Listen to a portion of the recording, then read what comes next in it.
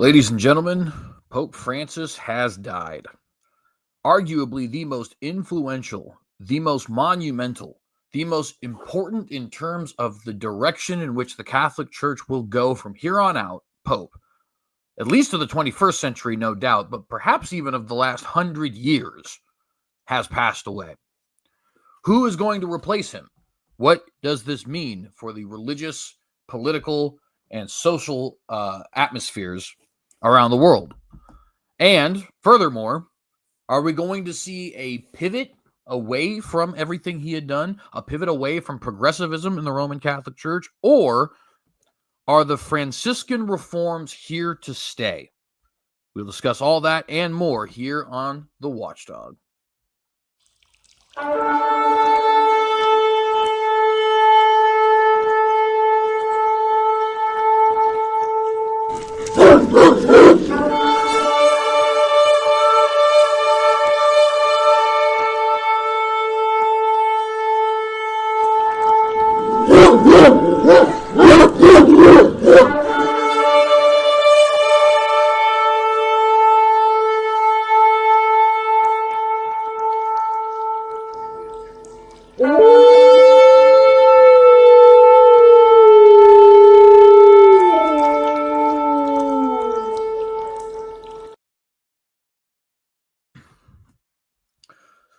Shalom, friends, and greetings to you all in the name of our Lord and Savior Jesus Christ. Welcome to this episode of The Watchdog. I am your host, CJ Cox, here to tell you that we are living in biblical times.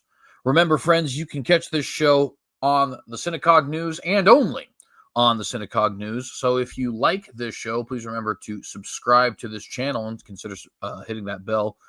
Of course, if you have not done so. Leave any questions, comments, criticisms, concerns, critiques, anything of that nature in the comment section down below. If you'd like to follow us on various social media platforms, you can do so at the tag The Synagogue. I am on Gab, Parler, Minds, Twitter, Facebook, MeWe, Telegram even. Any of those ones you want to go on, I am there.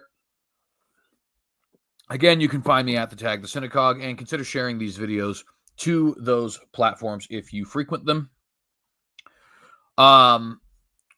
If you'd like to contribute to the work that we do here, you can do so either by subscribing to the Patreon or by giving a one-time donation to the PayPal. Either way, it is very much appreciated.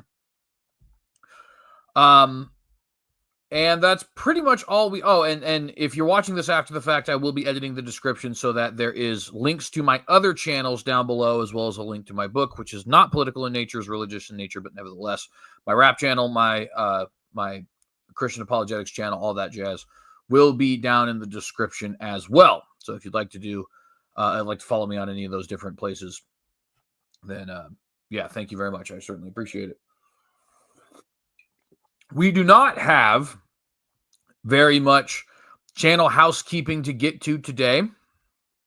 So what we'll go ahead and do is jump right into our This Day in History fact.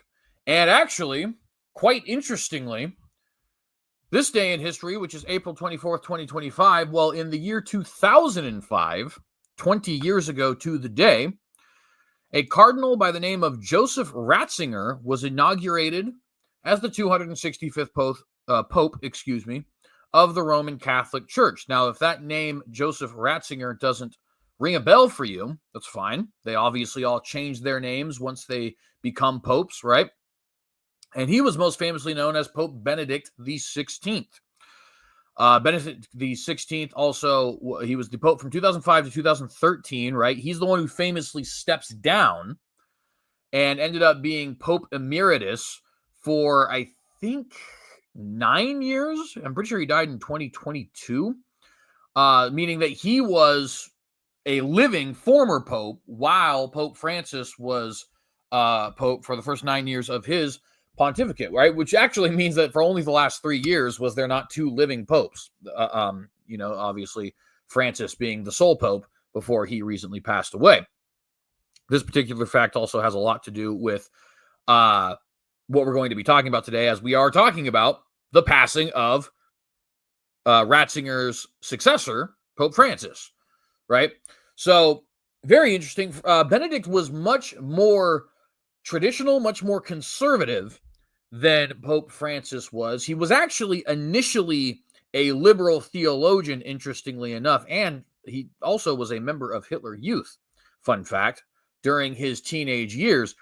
But a lot of that changed. And by 1968, when he was about 41 years old, he began to adopt a lot more conservative, a lot more traditional opinions, both politically and socially, and of course, as it pertains to Roman Catholic values and worship.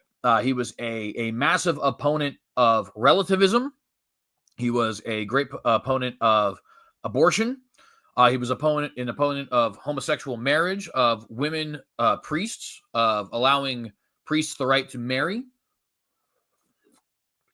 And because of a lot of that, he ended up being kind of an enemy of Francis in a sense, and somewhat of a rallying figure for those Catholics who felt that they were being slighted by Francis, right? Francis obviously being a very liberal pope,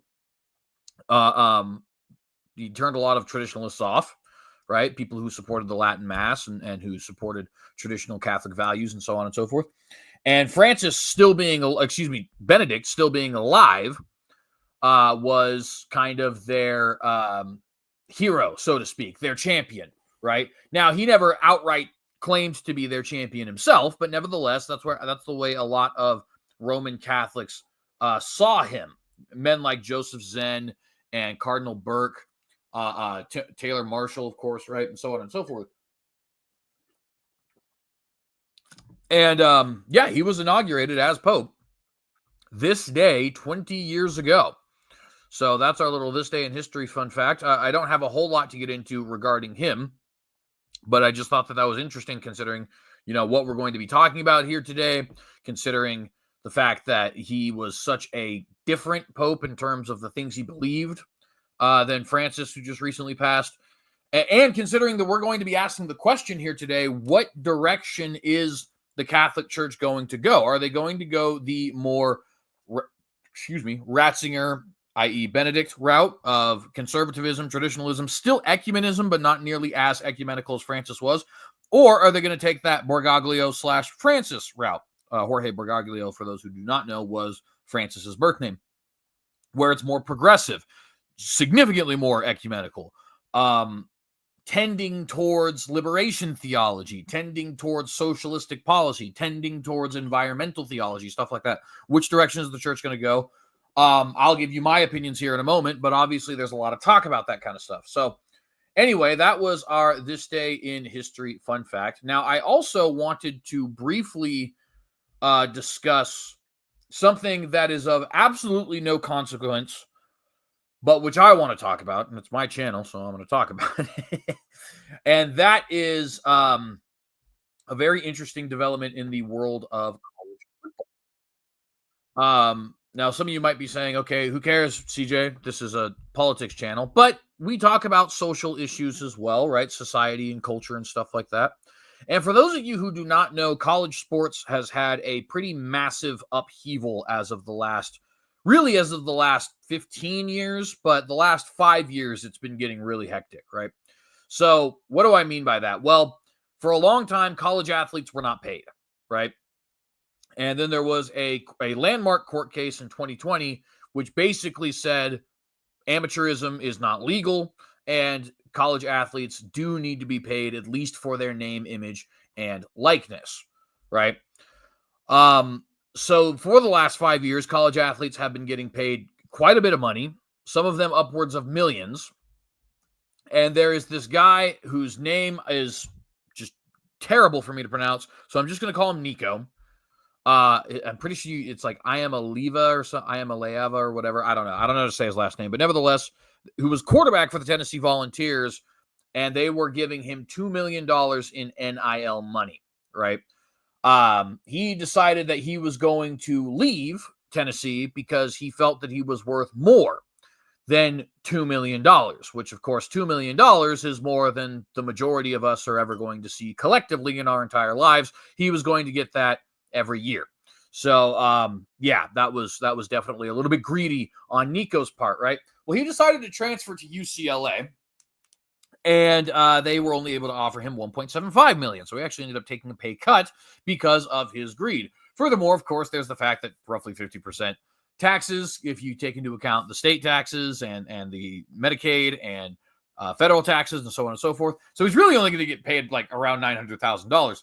So that's not actually the story here, though. The story is that his brother Madden also decided to transfer and violate his commitment to another school, transferred to UCLA, ironically. And his initial school, Arkansas, is actually considering suing him for having done so, which could be very massive, right? Because essentially what we've had happen here is for so long, college athletes were not paid, right? They got scholarships, which means they didn't have to go pay for their own schooling. So in a way, they got paid, but they were not paid actual currency, and it certainly was not to the tune of hundreds of thousands or millions of dollars, although I guess that depends on what school you go to. If you got an athletic scholarship to Vanderbilt or something, that would probably be to the tune of hundreds of thousands of dollars, right? At any rate, then starting in about 2010 with the Sam Keller and Ed O'Bannon lawsuits respectively, you started seeing a chipping away at amateurism, and college football in particular, but sports generally, started to get more and more semi-professional. They started to have playoffs, right? They started to have larger conferences. They started to have more lucrative television deals. They started to have transfer portals, which were essentially like free agency. So on and so forth. All of that culminating in the landmark Supreme Court case, which ended up legalizing NIL, right? Excuse me. Which name I don't remember, so I'm going to look it up right now. NCAA versus Alston. NCAA versus Alston. And actually, it was 2021, not 2020. That landmark case ended up officially, essentially making illegal amateurism in college sports, and then opened the floodgates to what we're seeing today in college sports. And now, for the first time, we're going to see a backlash against NCAA versus Alston, a backlash against NIL, a backlash against the semi-professionalization of college sports in Arkansas, suing Madden, whatever your last name is. And I find that to be very interesting. I know a lot of you guys probably don't care. That's not why you tune into the Watchdog, but I care, and it's my show, so I decided to tell you because I find it very interesting.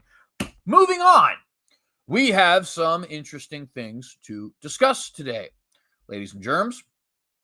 And the majority of what we're talking about today is going to pertain to the death of Pope Francis, okay?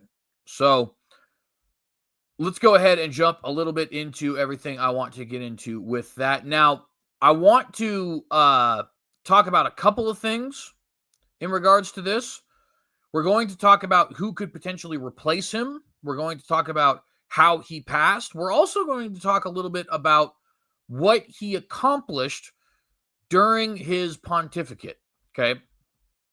And a big reason we're going to talk about that is because a big part of the reason this channel exists is because of Pope Francis. All right. That may sound a little bit weird to some of you.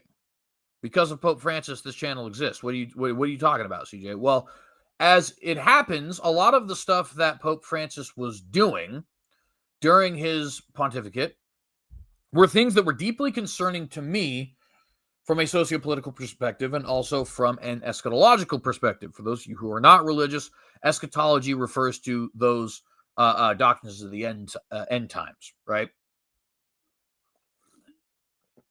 And some of that stuff was incredibly intriguing to me.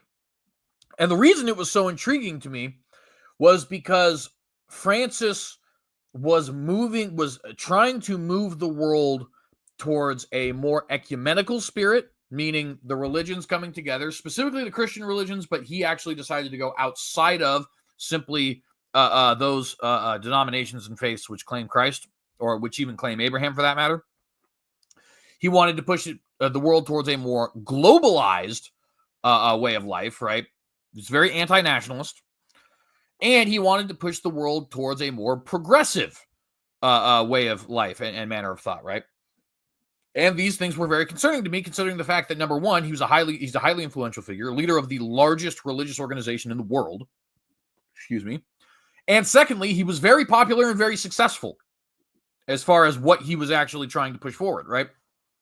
So, with all that being said, we are going to give a brief overview of Pope Francis and some of the things that he accomplished during his pontificate. So let's go ahead and do that. Francis was born Jorge Mario Bergoglio on December 17th, 1936. He died April 21st, 2025, after a 12-year pontificate starting on March the 13th, 2013. Okay, so he was Pope for about 12 years. If you did the full math there, it'd be about 12 years, a month, and 8 days.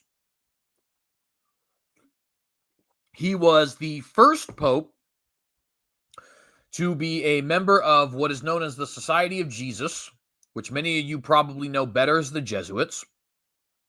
He was the first Pope to be from the New World, meaning either North or South America.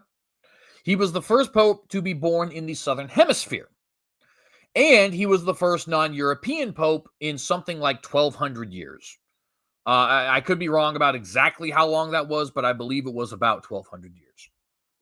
He was an Argentine, meaning he lived in Argentina, right? That's where he was born. I believe he was actually of Italian descent, but nevertheless, he was born in Buenos Aires, Argentina. And he was a liberation theologian during his time as a cardinal and father and all that other kind of stuff before he actually became the Pope, right? So what, for those of you who don't know, is a liberation theologian? Well, liberation theology is a Christian view. Typically, it ends up being a Catholic view, and also it's far too progressive, I think, to be considered rightly Christian. Not to say that all liberation theologians can't be Christians, but in my experience, the majority of them, I end up being doubtful, right? Not the point. It is a Christian view that tends to see the plight of impoverished people and oppressed people as the most important issue for Christians, right? So they're very common, they're very often, actively involved in things like social justice. They're very often socialists. In the case of Pope Francis, it had a lot to do with, he was very supportive of migrants, right? Whether that be refugees or illegal immigrants or legal migrants, what have you. He was very much in favor of migrants. He very much argued in favor of what was known as environmental theology, right? Which was very much focused on protecting the environment, very much focused on protecting the earth from global warming and stuff like that, right? He was extremely liberal, right? Permitting priests to bless individual same-sex relationships, criticizing consumerism and what he saw as overdevelopment. He called the Paris climate meeting or whatever it was. I can't remember exactly what they called it, but back in 2015, that was actually his calling.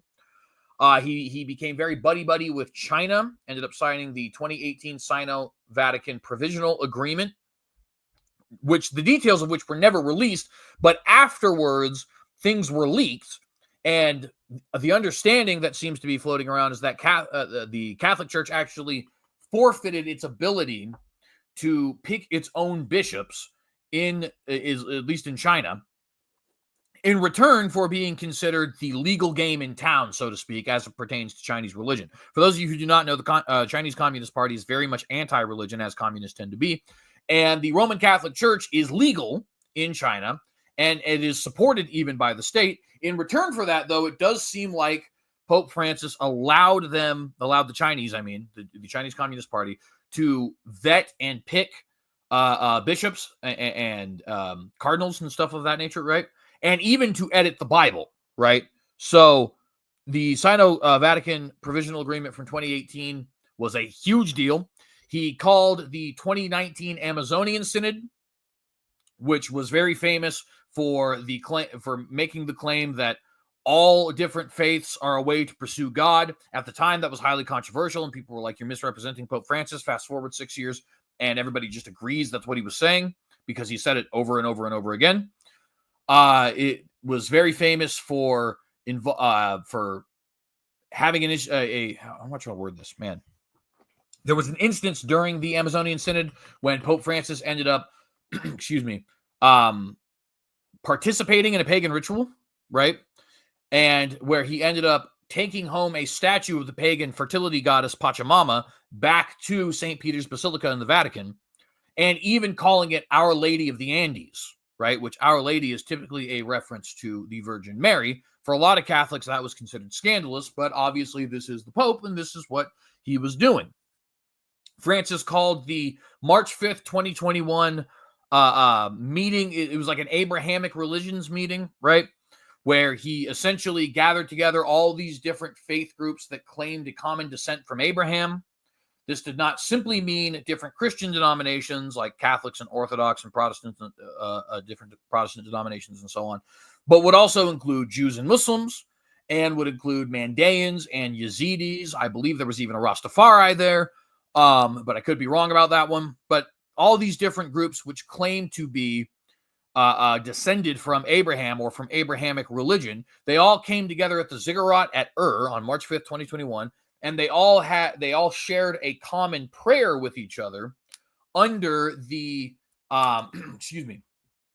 under the banner of "We're all Abrahamic," right? So they're coming together under Father Abraham was kind of the idea, right? It was another huge, highly liberal thing that was very popular at the time, but that people have honestly kind of forgotten about. Francis famously met with Donald Trump. If I'm not mistaken, he was the first pontiff to meet with a sitting president while he was president. It's either that or Donald Trump was the first sitting president to take a diplomatic trip to the Vatican. One of those two. I'm not 100% certain I remember which one it was. But that was also very popular.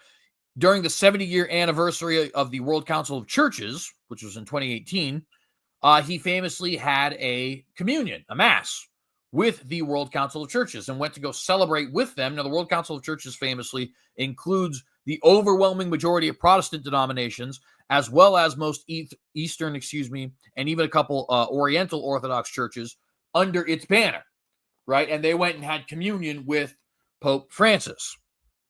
This is just some of the many very famous things that Pope Francis did. And in fact, at some point, we might do a Watchdog special report just going through all of the incredibly important things that Pope Francis was able to accomplish. Now, I want to be clear here.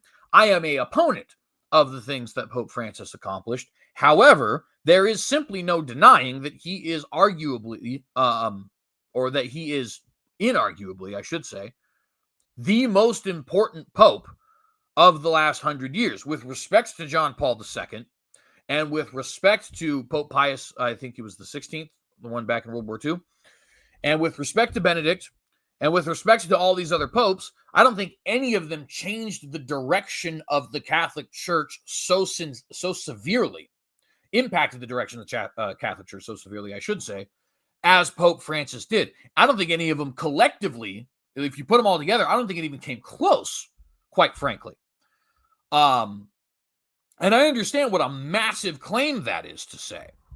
But when we actually look objectively at the last 12 years, Francis has fundamentally altered the very foundations and nature of the Catholic Church in a way that I am not convinced will ever be repaired.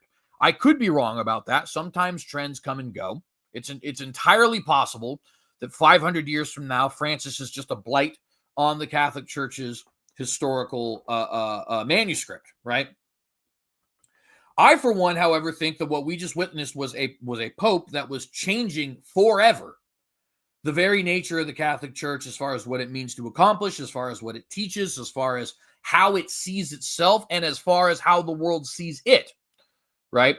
And like I said, we'll probably do a special report on that at some point where I just go through all the different things that he actually did, because there's so many of them, We haven't even gotten to like a Morris Laetia or his frequent criticism of, U.S. President Donald Trump,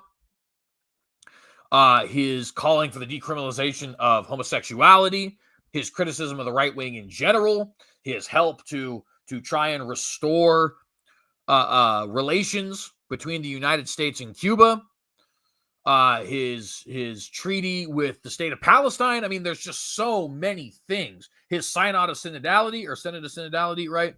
There's just so many things that Pope Francis accomplished that were just massively impactful.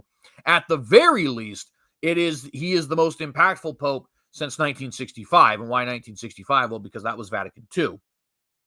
But I think one could argue that Pope Francis, and we'll eventually see as time goes on, but I think one could certainly argue that Pope Francis had more of an impact on the world than either Pope John I believe it was 23rd, or Pope Paul VI, who were the popes involved in Vatican II, which of course is a huge deal. I'm not claiming that that's not a huge deal, but at any rate, so that's a little bit about what Francis did during his pontificate. Let's go ahead and get into who is going to replace him and how all of that is going to work out. Because, my friends, this is going to end up being very, very interesting in the coming months. Now, one thing I do want to point out here real quick before we get into this is that Francis has actually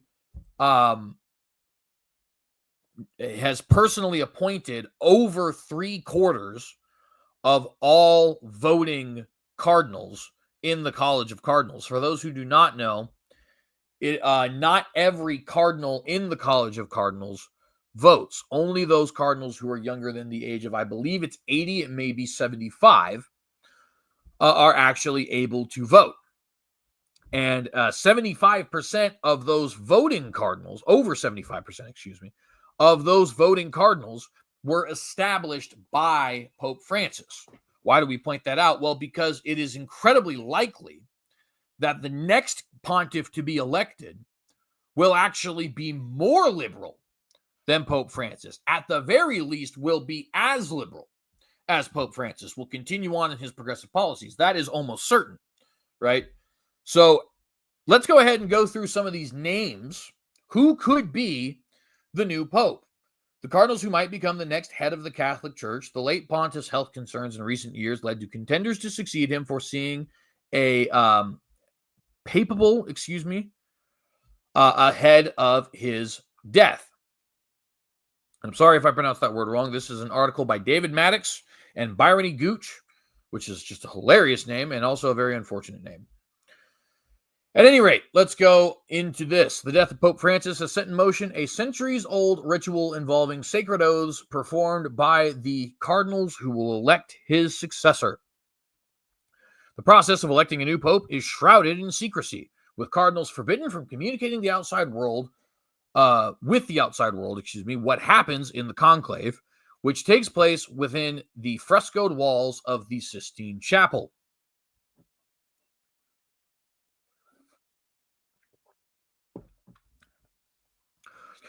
The pontiff's age, along with his health concerns in recent years, including his recent complex lung infection, which actually is not what turned out to kill him. He ended up dying of a stroke.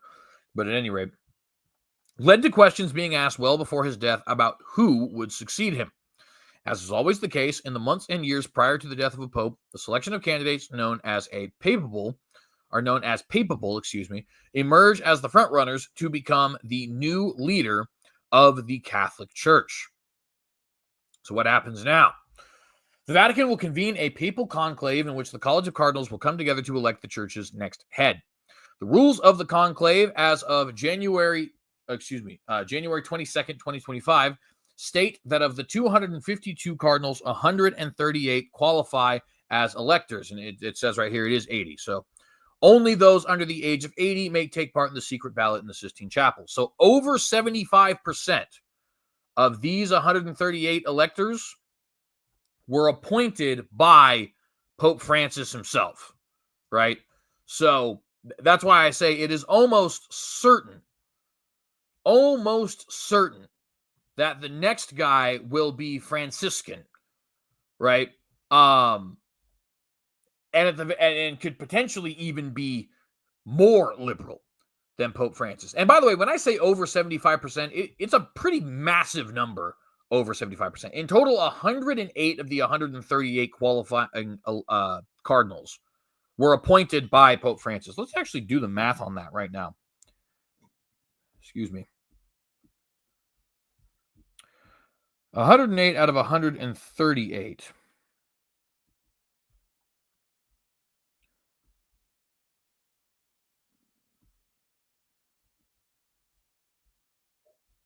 Man, sorry for the dead air, guys. 8 divided by 138, 78.2%. 78.3%, excuse me, because it actually comes out to 78.26. 78.3% of all of the cardinals who are eligible to vote were appointed by Pope Francis, or 108 out of 138, right? So, huge deal there, right? 4 rounds of voting take place every day until a candidate receives 2/3 of the vote in a process that typically lasts around 15 to 20 days. And actually, Pope Francis's own election is kind of a little bit of evidence of that.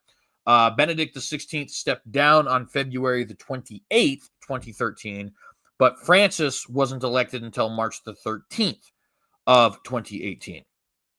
Excuse me, 2013.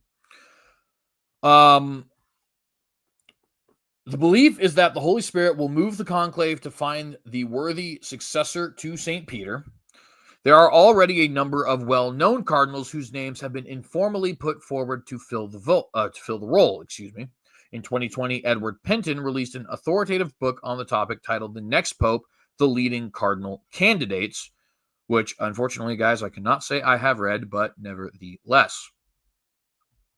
But candidates known as papal have risen and fallen even since the publication of that book. Favorites entering the conclave rarely emerge as pope, which has spawned the Italian adage, enter the conclave as pope and leave as a cardinal. In fact, of the last 6 conclaves, only Pope Benedict in 2005 would emerge as pope, having entered as the favorite. So many will be looking at the compromise candidates as a possible successor to Francis. So here are the current favorites. We start with Cardinal Pedro Parolin, who is definitely considered the leading figure, right? And the most likely, in fact, you can even see it here in the first sentence, to be pope in a couple of days. Cardinal Parolin is now considered the main candidate, a strong favorite to be the next pope, but not a certainty. As the Vatican Secretary of State since 2013, which is basically the entire Francis pontificate, right? His started in 2013. 70-year-old Cardinal Parolin from Veneto is the highest-ranking member of the electing conclave. Rather than adhering to left or right political leanings, Cardinal Parolin has long been considered a sensible, moderate figure within the church. Now, I would just like to point out really quick that is certainly their opinion, right? But that is definitely not my opinion. Pietro Parolin was absolutely an ally of Pope Francis and of his reforms throughout the entire 12-year pontificate of Francis, right? And that should come as no surprise, considering the fact that he was Secretary of State of the Vatican for the entire 12 years that Pope Francis was actually the Pope, right? And he was appointed as a cardinal by Pope, is another thing I would like to point out. He was appointed on February 22nd, 2014. Well, who was Pope during 2014? Right, that was Pope Francis. So right off of the bat, we have a what I would call a little bit of a redefinition of the word moderate. I have no doubt that these guys believe him to be a moderate. I would argue he certainly is not one. Is he quite as progressive as Francis? No. And so, you could say he's more moderate than Francis was. That's fair. But he's definitely of that Franciscan vein. He's definitely a progressive, right? So I would certainly not consider him to be a moderate by any stretch of the imagination. Just to give you some of the things that he was involved in, this is a quote from him concerning the Iranian nuclear program. He said that the present difficulties can and must be overcome through diplomatic channels, making use of all the means that diplomacy has at its disposal and considers necessary to eliminate all the elements which objectively impede mutual trust. He was actually huge in trying to pursue nuclear disarmament, which actually, and you can even just find that on his Wikipedia page, by the way. You don't even have to dig into a lot of the firsthand sources. You should, of course, but nevertheless, he was involved in the Iran nuclear deal that President Barack Obama made, and he was supportive of it. He was involved in talks between Nicolas Maduro and rebels in the nation of Venezuela. I don't believe they were rebels, actually. I think they were more protesters, but I digress. Excuse me. He's very much been involved in ecumenism, trying to shut down, trying to reopen Cuba-U.S. relations, so on and so forth, right? Now, there were, like I said, he's not quite as progressive as Francis was. Like he has been very clearly against same-sex marriage. He didn't seem to have a strong opinion one way or the other on the banning the Latin Mass, which was a big thing for Francis. But I digress. Let's continue. Most recently, Cardinal Parolin gave an interview with Italian newspaper. I'm not going to try and pronounce that, but right here, this is what it's called. You know what? I will try. L'Eco di Bergamo. I probably got that right even, actually. Nice.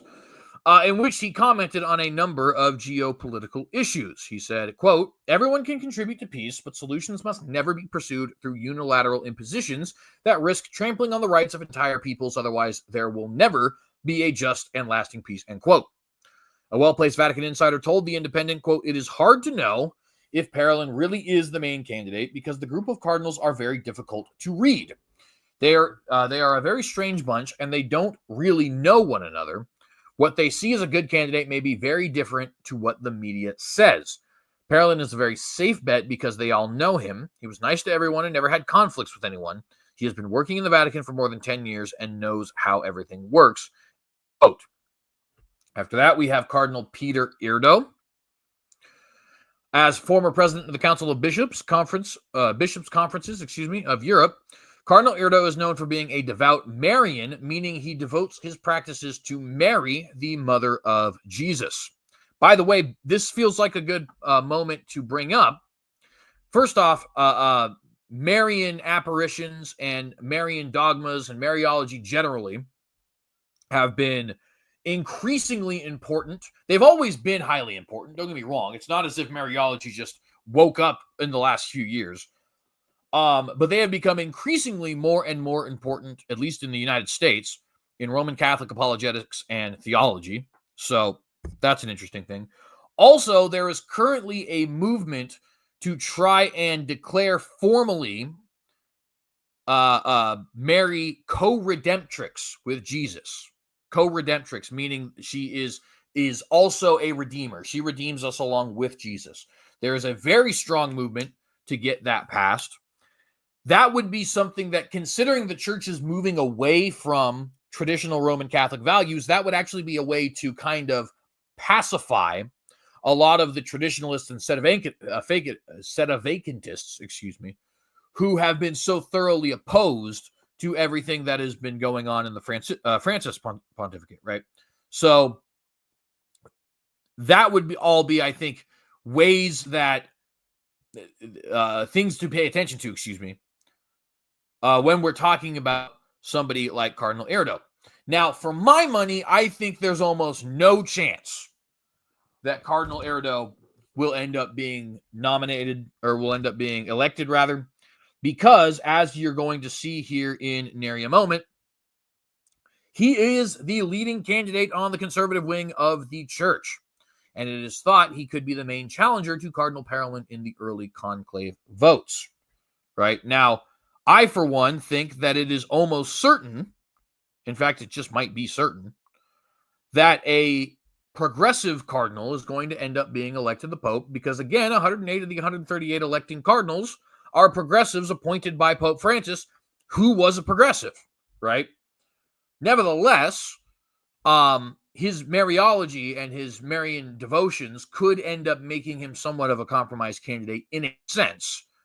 But we'll continue. The 72-year-old Hungarian has famously been a more conservative voice within the church, having opposed the practice of divorced or remarried Catholics receiving Holy Communion due to his belief in the insolubility of marriage, which, to be fair, he's right about that. He has also compared the act of taking in refugees to human trafficking. Erdo was made a cardinal in 2003 by Pope John Paul II.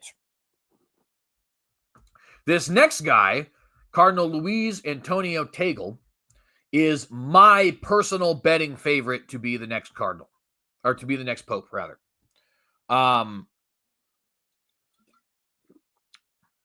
Obviously, I could be wrong about that, but I think this man on your screen right now, who is a cardinal from the Philippines and a highly progressive one at that, and the man who has been called most likely to be Francis's successor in so much as Francis's movement, even if not, as the next pope. I think he is most likely to be the next pope. Whenever it's all said and done, I think he will end up being the man who is elected the next pope.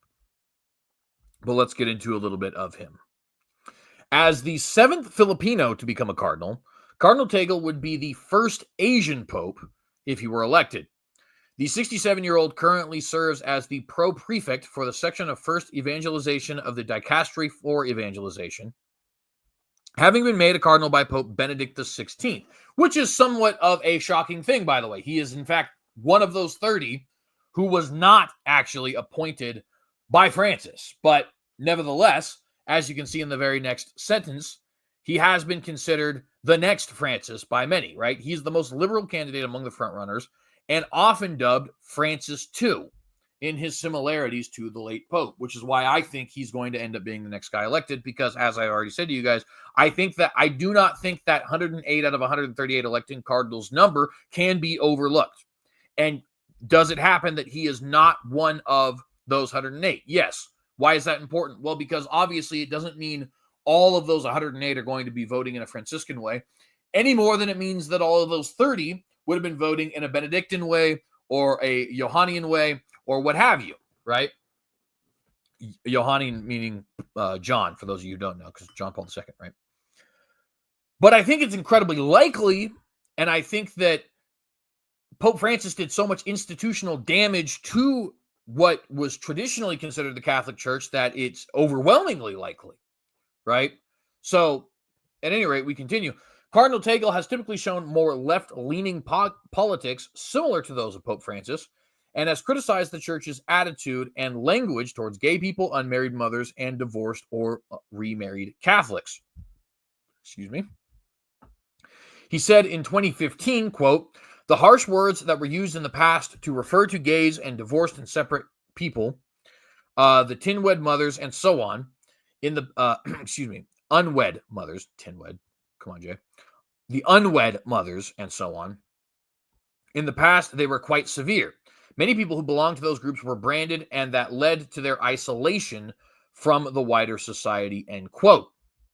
However, some Vatican leaders question whether he is a candidate who is more prominent in media coverage with less real support among cardinals, who will ultimately decide. Again, I personally think he is the most likely successor, but I am obviously not a prophet nor the son of a prophet. So that could also end up being wrong. Also in contention, Cardinal Matteo Zuppi, considered to be a favorite of Pope Francis. Cardinal Zuppi has been president of the Episcopal Conference of Italy since May 2022. The 69-year-old was made a cardinal by Francis in 2019 and has since been sent on a number of global trips. He went on a peace mission to Ukraine where he met President Volodymyr Zelensky, but not Russia's President Vladimir Putin. And he went to the United States to meet then President Joe Biden. Prior to being a cardinal, Mr. Zuppi shared his positive view of the LGBT plus community when he wrote in an essay in James Martin's 2018 book, Building a Bridge, that it could be, quote, useful for encouraging dialogue as well as reciprocal knowledge and understanding, end quote, to adopt a new pastoral approach towards, quote, our LGBT brothers and sisters, end quote. He is another person who I would consider pretty likely. I think he would be under Parolin and Tagle. So he'd probably be third on my own list. But this guy, Cardinal Raymond Burke, I think Raymond Burke has zero chance to be the next pope. I'm not Catholic, and in fact, I kind of despise the Catholic Church from a theological perspective, at least. Also, a lot of corruption, but nevertheless. That being said, it's hard not to admire Raymond Burke for his steadfastness in trying to defend traditionalist Catholic teaching, and for his willingness to go against the Pontiff, even though that is a little bit hypocritical in a way, right? I mean, the Pope is supposed to be the leader of the church and the leader of all Christians and yada, yada, blah, blah, blah, blah. Nevertheless, it's hard not to admire certain elements of Raymond Burke's character. That being said, those same things that I find admirable about Raymond Burke are also why it is pretty much certain that he will not be the next Pope. But let's read about him anyway. Regarded by critics as an outspoken traditionalist, Cardinal Burke, born in Wisconsin, was made a cardinal by Pope Benedict XVI in 2010, which, by the way, that's the other thing here, too, that would make him incredibly interesting is, and again, I think he has absolutely no chance of making it, but if he were to be elected the next Pope, he would be the first American Pope, which I don't know if the Vatican's really ready to deal with that. And I don't know if I'm really ready to deal with that, to be honest with you. I don't know if the Watchdog's really ready to deal with that. He has publicly clashed with Pope Francis's more liberal philosophies, particularly regarding the latter's willingness to allow divorced and remarried couples to receive the Eucharist. He also, another one he was very big at with is criticizing Pope Francis's banning of the traditional Latin Mass. He couldn't stand that. And again, it's hard not to admire the guy. He has also called the church's new language around artificial contraception, civil marriage, and gay people objectionable. He previously said that Catholic politicians who supported legalized abortion, such as Mr. Biden, should not receive the Eucharist. And were I a Catholic, I would probably agree with him, if I'm being honest with you. I'm not a Catholic, and as far as regular old communion is concerned, yeah, probably not. I shouldn't laugh at that. It's actually a really big deal. But Cardinal Mario Gretsch, this is the only one on here that I'm not particularly familiar with, but nevertheless. A former conservative, the Maltese Cardinal Mario Gretsch, has emerged as probably the most progressive option for the conclave to consider. The 68-year-old is the one leading church figure to attempt to reach out to LGBTQ plus communities and reconsider doctrine on a complex issue. Speaking to the Synod in October 2014, Gretsch said that, quote, the doctrine of the faith is capable of progressively acquiring a greater depth and that addressing people in complex familial relations or homosexuals or parents of homosexuals, quote, it is necessary to learn to speak that language which is known to contemporary human beings and who acknowledge it as a way of conveying the truth and the clarity of the gospel, end quote. A favorite of Pope Francis, Gretsch was appointed to the influential role of Secretary General of the Synod of Bishops. And I hope you guys are starting to see a trend here. With the exception of Erdo and Burke, most of these guys are very, very liberal. And again, like I've been saying, I think Francis fundamentally changed the very fabric of the Roman Catholic Church in such a way that this is just what the Catholic Church is going to be, at least for the near future. It is going to be this liberal organization for quite a while, at the very least, if not indefinitely. Moving on, Cardinal Jean-Marc Aveline, the Bishop of Marseille, and I probably pronounced Marseille wrong, but anyways, is a name that has gathered traction and apparently some support. While he was not previously described as papal, he has emerged as a serious contender among moderates since Pope Francis's death. The 68-year-old French prelate originates from the old French Algeria colony, but has spent much of his life in Marseille. The cardinal has been described as a rather liberal figure, but one inclined to consensus by the College of Cardinals Report website, which does make him very interesting. And in my opinion, he would be the fourth most likely. So if we're keeping count now, I think Tagle is most likely. I think Parolin is the second most likely. What was the gentleman's name? Shoot. You know what? I can just scroll up because I already forgot his name. Where are you at? Yes. Zuppi is third most likely. And I would personally put Aveline as the fourth most likely. Gretsch, I didn't know anything about until reading this article, so I can't really judge. But considering the fact that I think the conservatives have almost no shot, I'd probably put him as sixth, fifth being a cardinal who is yet to come up. Cardinal Aveline has also regularly been portrayed in the French press as Pope Francis's favorite prelate and is said to be the most Bergoglian, in reference to Francis's surname, of France's bishops. Again, another liberal. Out of Africa, Cardinal Peter Turkson. The Ghanaian, and this is my fifth most likely, by the way. The Ghanaian prelate, 76, has emerged as one of the leading papal in recent months and would be the first African pope since Pope Gelasius in the 5th century, all the way back to 496. So that would be interesting. Cardinal Turkson was a candidate in 2013, but now has more support than when Pope Francis was elected in the last conclave. With Catholicism growing in Africa and declining in European and other Western countries, there is a feeling that its center of gravity is shifting to the developing world. Cardinal Turkson is politically on the left and has led for the church on social justice issues, been a critic of neoliberal capitalism, and worked for peace. However, theologically, he is actually very conservative and was a leading voice against the use of condoms despite the AIDS pandemic in Africa. He also has defended a more hardline view on homosexuality. This makes him somewhat of a compromise candidate, I think.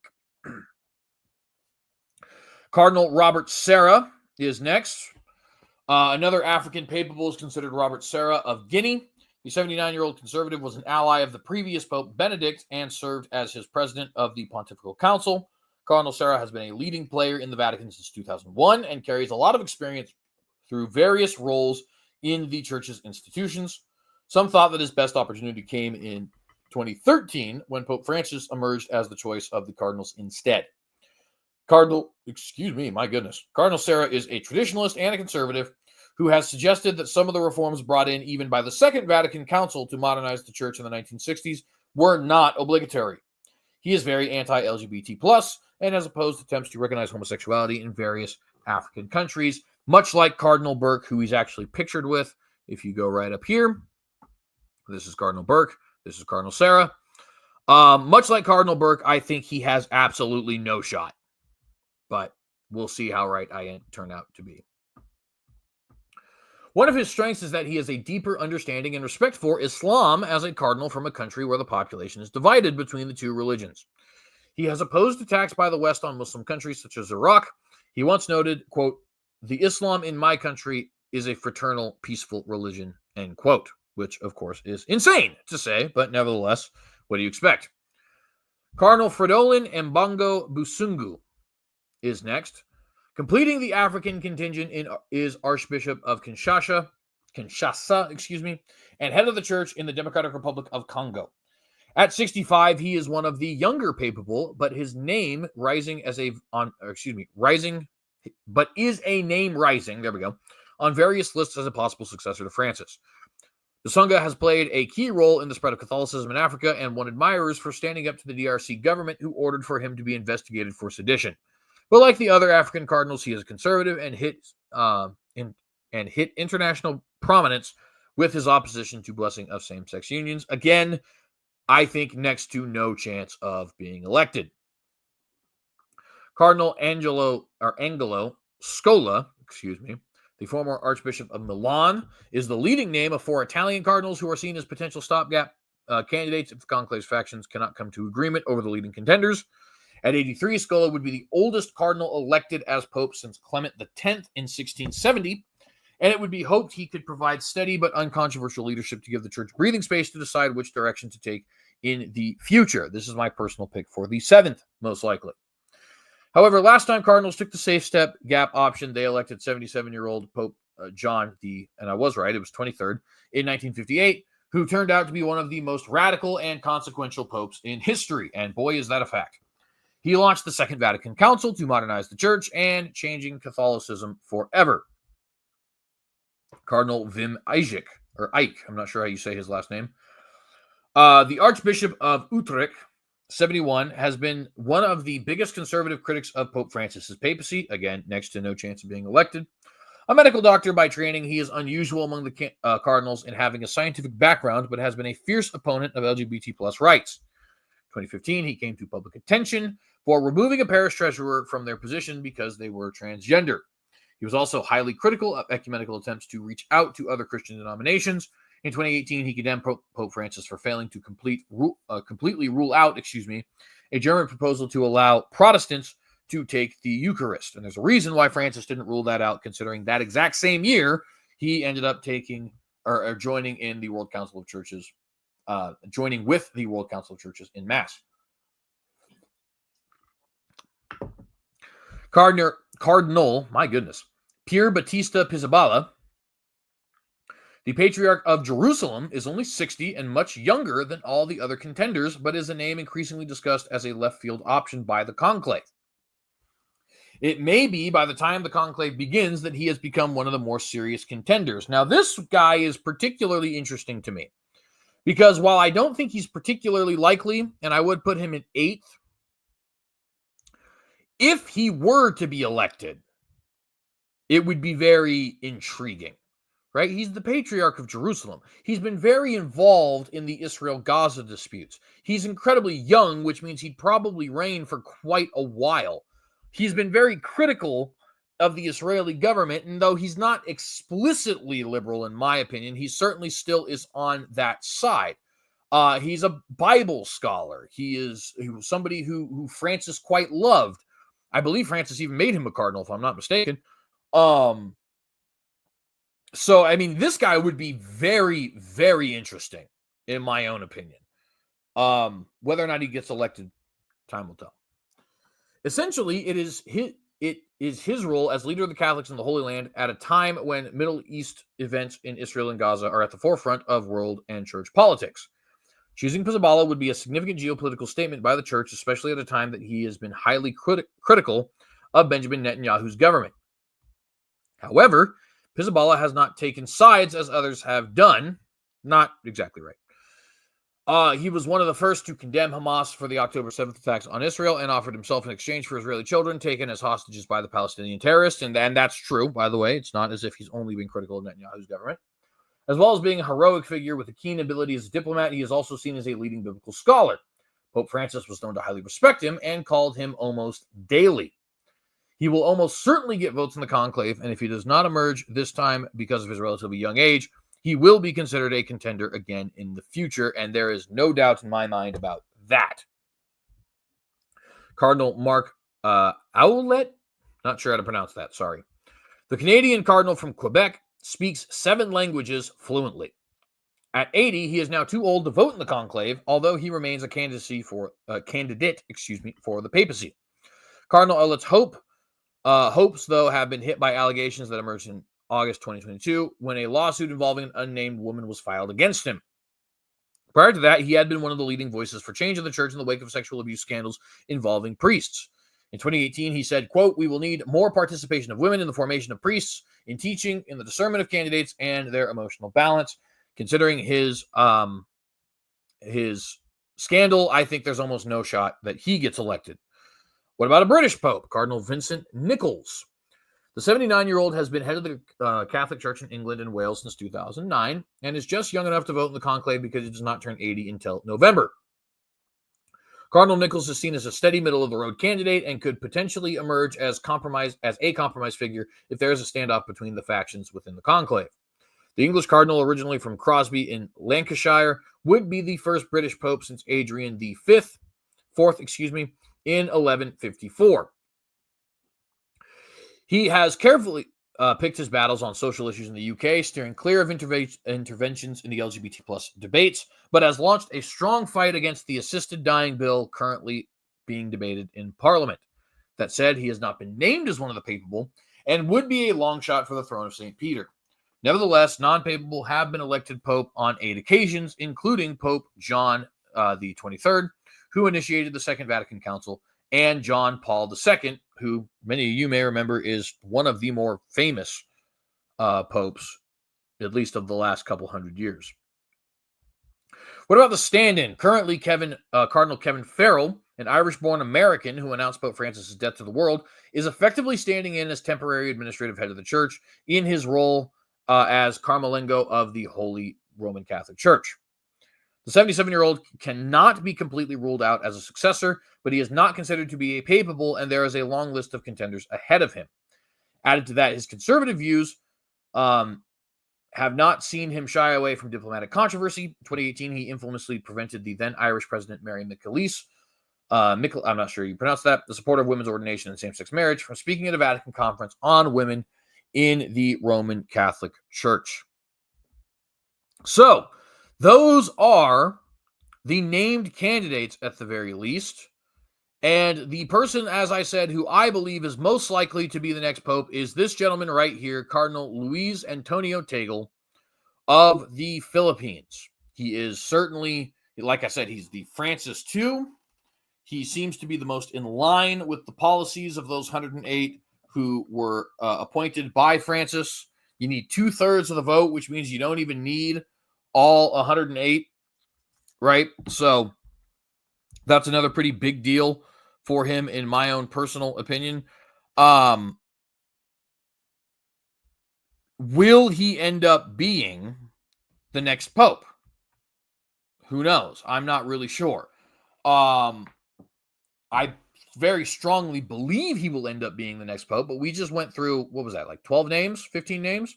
So it's entirely possible that somebody else ends up being the pope. Like I said, the one that would be incredibly interesting, Pizzaballa,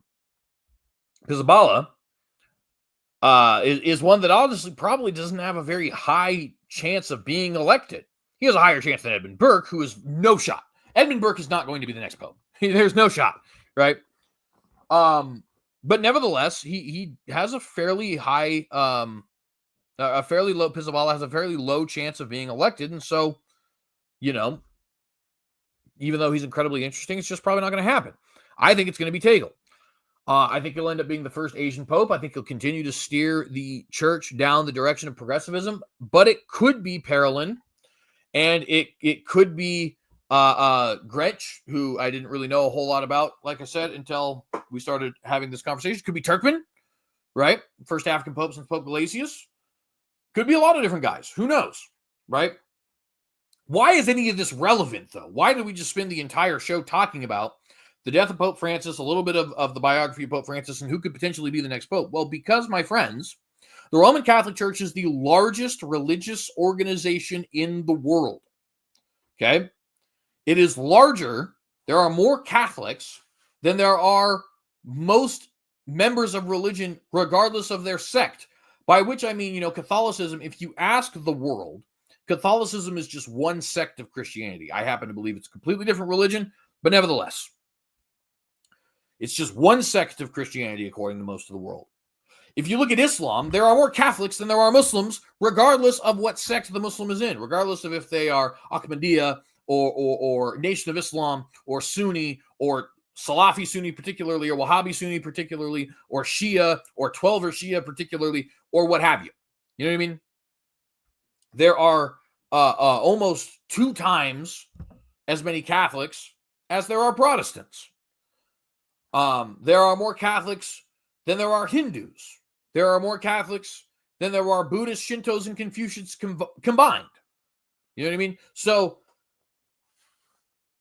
That's the first reason why who the next pope is incredibly relevant. The second reason is remember the things that Francis dedicated his pontificate to, right?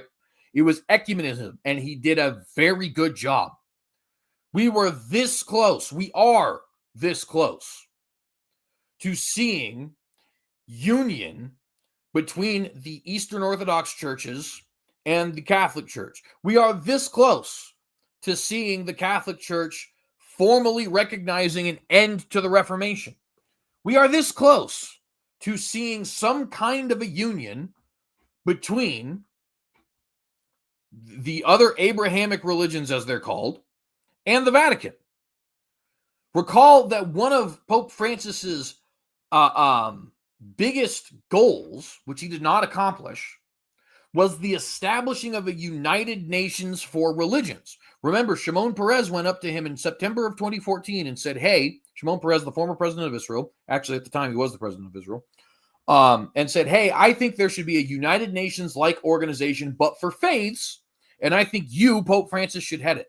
And Pope Francis tried so hard to get that to go through. He did not succeed, but the building blocks are there, friends. And the next guy, especially if he turns out to be Franciscan or Bergoglian, if you'd like, because Franciscan friars are an organization within the Catholic Church, we'll call them Bergoglian. If he turns out to be Bergoglian, like Gretsch or Tegel would end up being, and even to a limited extent like Parolin would end up being, then we are going to still be in a position where that could happen. And I think that's almost certain. I think that, again, Francis is going to go down in history, in my opinion, as one of the most influential pontiffs in history. And one of the ways we're going to see whether or not that prediction comes to pass is by this next election. If this next election sees a Bergoglian pope, then we can rest assured that CJ's right about this. Or at least it appears that way, right? And this is going to have a massive impact on the world of Christianity. This is going to have a massive impact on the Middle East geopolitically. This is going to have a massive impact, on China geopolitically, on the Russia-Ukraine war geopolitically, on whether or not the church is continuing to support socialistic policies, support environmentalist policies, support liberation policies, right? Will the church eventually be accepting homosexual marriage? Will they eventually be accepting of divorced and remarried Catholics? Will they eventually ordain women? We're going to see which direction the Vatican is going. And we're also going to see how much the way the wind is blowing seems to impact the Vatican. Because recently, the wind is blowing in a rightward direction. It's not blowing to the right. Donald Trump is not a conservative. But he's certainly to the right of Obama. He's certainly to the right of Clinton. He's certainly to the right of Francis, who frequently criticized him. And Trump is not the only one, of course, right? We have seen right-wing leaders emerge in El Salvador. We have seen right-wing leaders emerge, of course, in Israel, Benjamin Netanyahu. Nayib Bukele is the one in El Salvador. In Brazil, right? In Russia, of course, with Vladimir Putin. They seem to have gotten more popular in Britain, though they've lost a little bit of that popularity. Now Keir Starmer is the prime minister.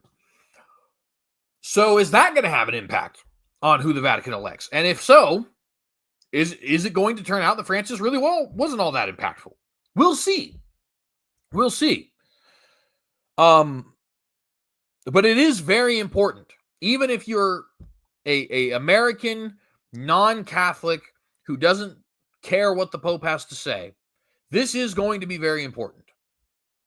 And we're going to continue to keep up with it, my friends. I had other stuff I wanted to get to here today, but we'll get to them next time or some other time. I don't know. We'll see what happens. If you like this video, please do consider liking and sharing this video, and consider subscribing to the channel if you have not done so. Hit that bell to get notified every time we go live. Leave any questions, comments, criticisms, concerns, critiques, or anything of that nature in the comment section down below. want to remind you guys to be vigilant. And I want to ask you guys the question, in the face of Armageddon, will you compromise